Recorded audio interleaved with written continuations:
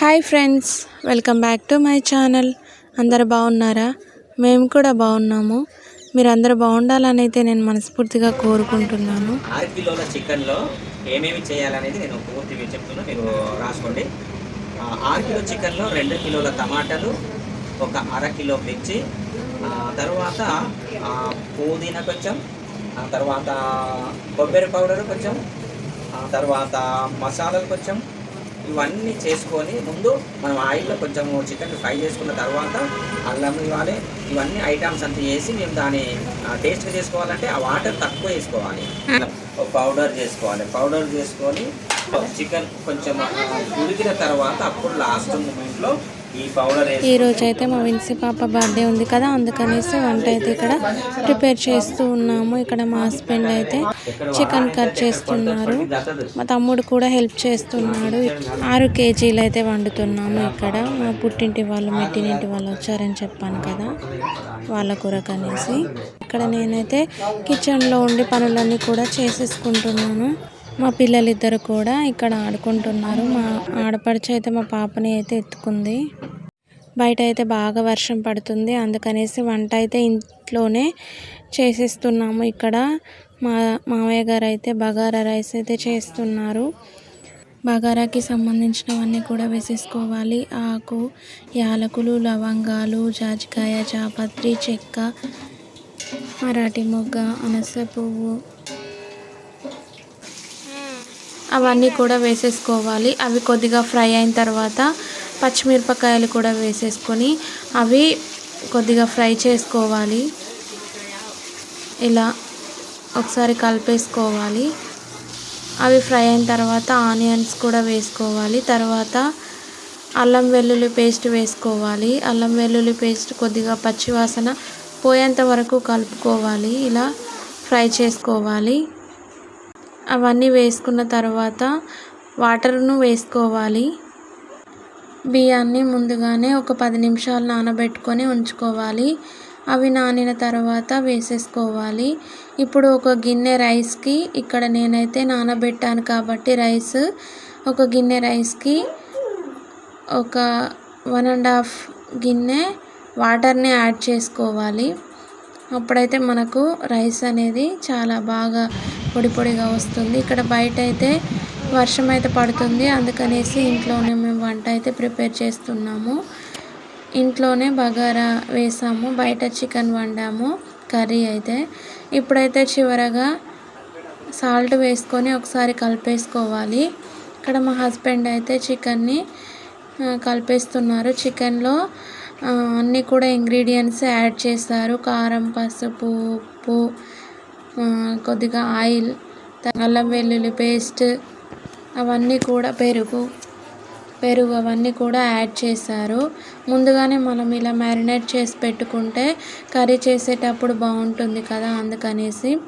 ఇప్పుడైతే రైస్ పైన, వాటర్ పైన మూత పెట్టుకొని ఉడికించుకోవాలి. అప్పుడే మనకు వాటర్ అనేది తొందరగా ఇలా మసులుతాయి. ఆ వాటర్ మసిలేటప్పుడే మనం రైస్ని వేసుకోవాలి.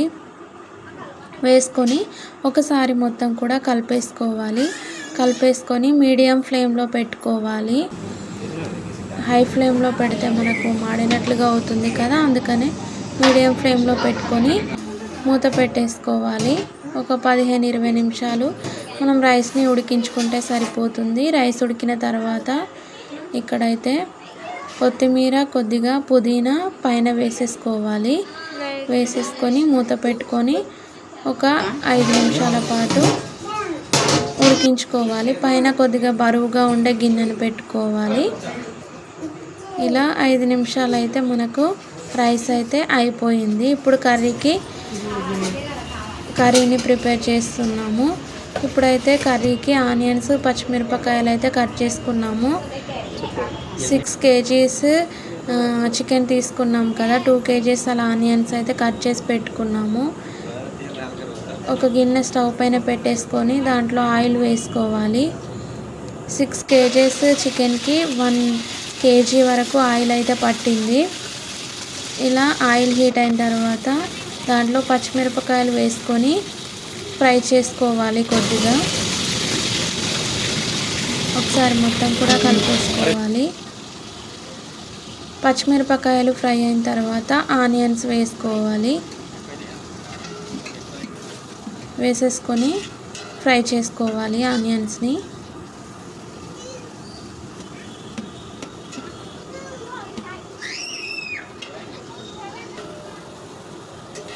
ఇక్కడైతే అందరూ కూడా బయట కూర్చున్నారు. ఇప్పుడైతే వర్షం అయితే తగ్గింది, అందుకనేసి కర్రీ అయితే బయట ప్రిపేర్ చేస్తున్నాము. పచ్చిమిరపకాయలు ఆనియన్స్ బాగా ఫ్రై అయిన తర్వాత అల్లం వెల్లుల్లి పేస్ట్ వేసుకోవాలి. అల్లం వెల్లుల్లి పేస్ట్ పచ్చివాసన పోయేంత వరకు ఇలా ఫ్రై చేసేసుకోవాలి. మా మావయ్య గారు అయితే వంటలు చేస్తారు అన్నీ కూడాను చక్కగా. తర్వాత పసుపు యాడ్ చేసుకోవాలి. ఒకసారి మొత్తం కూడా కలిపేసుకోవాలి.